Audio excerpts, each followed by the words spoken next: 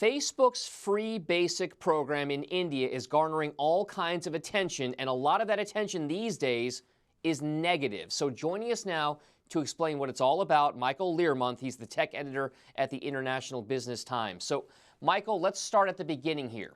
We know Mark Zuckerberg has gone to great lengths, even wearing a suit and whatnot instead of his trademark hoodie and T-shirt, in an effort to woo India's prime minister last year.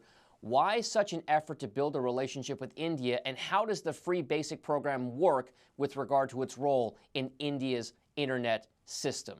Yeah, well, this is an extremely important initiative for Facebook. Just like they're wooing China, they're trying to get into India. And in India, the problem is there's 1 billion people who are not on the internet yet.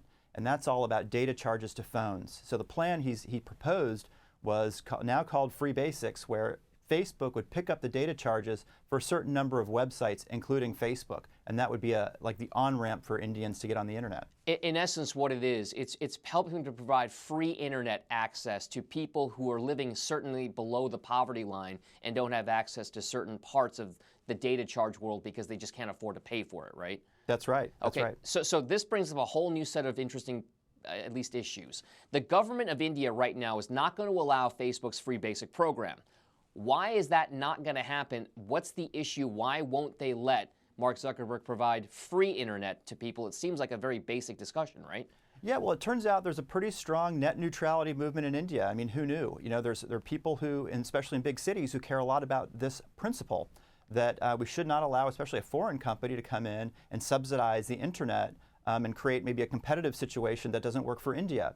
Now, Modi is a populist. You know, there's a big populism strain in India right now, and I think it's an interesting political issue.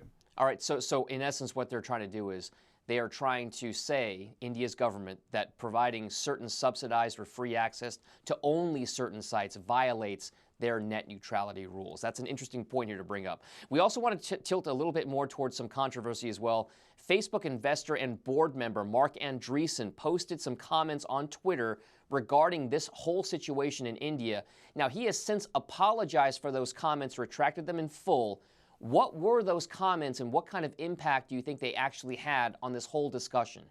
No, I don't think Marc Andreessen meant to offend anyone, but he was being sort of flip. He said anti-colonialism hasn't really worked for India. Well, if you say that to an Indian, it's about the worst thing you can say to an Indian. I mean, of course, this country was, under British rule for 200 years. It ended in 1947.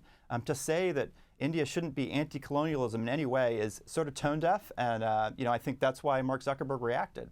All right, so those are some controversial comments there. He has, again, since retracted those comments, Marc Andreessen has.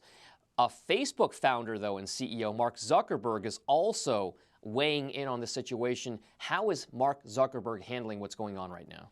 Well, he's in damage control right now because this is a Facebook investor and board member, very prominent American venture capitalist. He's since apologized. This probably doesn't have a huge effect long term, but Mark has to go back to the drawing board. He's got to go back and convince Indian leaders that he's got to find another way into India. And that's not going to be easy, and it's going to be a delicate political negotiation. And as Mark Zuckerberg points out, India is the world's largest democracy, so certainly an important market for Facebook overall. Michael LEARMONTH, thank you so much. That's Michael LEARMONTH, tech editor at the International Business Times. And thanks for watching. I'm Dominic Chu. Have a great day. Hey YouTube fans, I'm Landon Dowdy from CNBC. Thanks so much for checking out our channel. Here you'll find videos packed with all the info that you need to be smarter about your finances.